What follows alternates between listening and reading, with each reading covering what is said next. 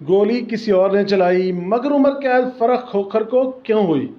ماجد ستی قتل کیس کی وہ کہانی جس نے دفعہ 109 کو پاکستان میں موضوع بحث بنا دیا۔ اگر میں آپ سے کہوں کہ ایک شخص نہ جائے وقوع پر موجود تھا نہ اس نے خود گولی چلائی لیکن پھر بھی عدالت نے اسے عمر قید کی سزا سنا دی تو شاید آپ کو یقین نہ آئے، لیکن راولپنڈی کے معروف ماجد ستی قتل کیس میں یہی ہوا ہے۔ یہ فیصلہ صرف ایک شخص کی سزا کا نہیں تھا بلکہ اس نے یہ سوال بھی کھڑا کر دیا کہ آخر قانون کن حالات میں ایسے شخص کو بھی قاتلوں کے برابر ذمہ دار مان لیتا ہے جو خود جائے وقوع پر موجود بھی نہ ہوں۔ آج کی ویڈیو میں ہم اسی سوال کا جواب تلاش کریں گے۔ سال 2022 راولپنڈی میں ماجد ستی کو فائرنگ کر کے قتل کر دیا گیا۔ یہ ایک ایسا واقعہ تھا جس نے شہر بھر میں ہلچل مچا دی۔ قتل کے بعد پولیس نے مقدمہ درج کیا اور تحقیقات شروع ہو گئی۔ مدعی خاندان نے ابتدا ہی سے اس مقدمے کی بھرپور پیروی کی۔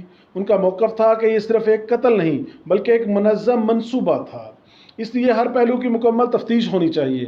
تحقیقات آگے بڑھی تو پولیس نے جائے وقوع کے اطراف سے CCTV فوٹیج حاصل کی، موبائل فونز کا ریکارڈ دیکھا، مختلف مقامات سے شواہد اکٹھے کیے اور جدید تفتیشی ذرائع استعمال کیے۔ پولیس کے مطابق انہی شواہد نے آہستہ آہستہ ان افراد تک پہنچنے میں مدد کی جن پر فائرنگ میں براہ راست ملوث ہونے کا شبہ تھا، لیکن اصل موڑ ابھی باقی تھا۔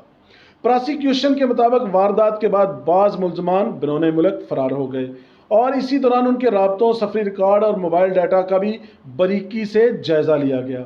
4 سال تک پولیس نے مختلف شواہد کو الگ الگ نہیں بلکہ ایک زنجیر کی کڑیوں کی طرح جوڑنے کی کوشش کی۔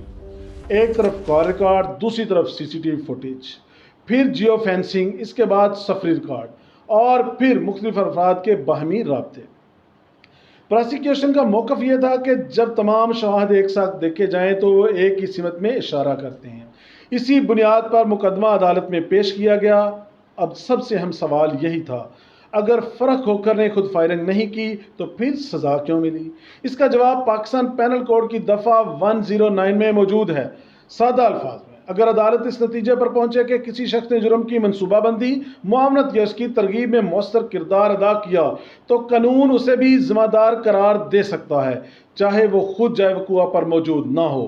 عدالت نے مقدمے میں پیش کیے گئے شواہد، گواہوں اور قانونی دلائل کا جائزہ لینے کے بعد فرق کھوکھر کو اس قانونی بنیاد پر سزا سنائی۔ یہ فیصلہ سامنے آتے ہی ایک نئی بحث شروع ہو گئی۔ کیا جدید دور میں ڈیجیٹل شواہد، کال ریکارڈنگ، جیو فینسنگ اور سفری ریکارڈ کسی مقدمے کا رخ بدل سکتے ہیں، یا پھر اعلیٰ عدالتوں میں اس فیصلے پر مختلف قانونی نکات سامنے آئیں گے؟ یہ بھی یاد رکھنا ضروری ہے کہ یہ سیشن کوڈ کا فیصلہ ہے۔ پاکستانی قانون کے مطابق ہر سزا یافتہ شخص کو اپیل کا حق حاصل ہے اور اعلیٰ عدالتیں شواہد اور قانونی نکات کا دوبارہ جائزہ لے سکتی ہیں۔ اس لیے اس مقدمے کا قانونی سفر ابھی ختم نہیں ہوا، لیکن اس کیس نے ایک بات ضرور واضح کر دی ہے۔ آج کے دور میں صرف یہ کافی نہیں کہ کوئی شخص جائے وقوع پر موجود تھا یا نہیں۔ اگر عدالت کے سامنے ایسے شواہد پیش کیے جائیں جو کسی شخص کے مبینہ کردار کو جرم کی منصوبہ بندی یا اس معاونت سے جوڑتے ہوں تو قانون اس کردار کا بھی جائزہ لیتا ہے۔ اب سوال آپ سے ہے، کیا آپ کے خیال میں ایسے مقدمات میں ڈیجیٹل شواہد روایتی گواہوں سے زیادہ مضبوط ثابت ہو رہے ہیں، یا پھر ایسے فیصلوں کا حتمی امتحان ہمیشہ اعلیٰ عدالتوں میں ہوتا ہے؟ اپنی رائے کمنٹس میں ضرور لکھیے، اور اگر آپ پاکستان کے حقیقی کرائم کیسز، عدالتی فیصلوں اور تحقیقات پر مبنی مستند ویڈیوز کو دیکھنا چاہتے ہیں تو پاکستان پلس کو سبسکرائب کرنا نہ بھولیں۔